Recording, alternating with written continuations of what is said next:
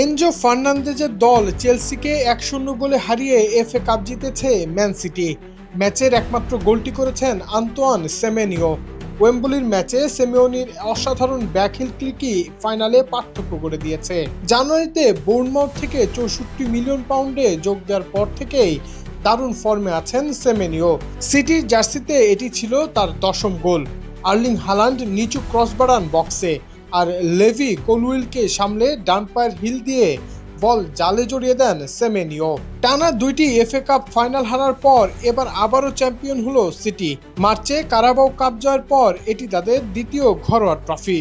আর Pep Guardiola এখন সিটির হয়ে জিতে ফেলেছেন 20টি বড় শিরোপা।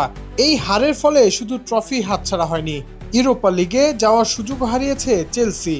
এখন তাদের একমাত্র লক্ষ্য প্রিমিয়ার লিগে 8ম স্থানে উঠে কনফারেন্স লিগ নিশ্চিত করা।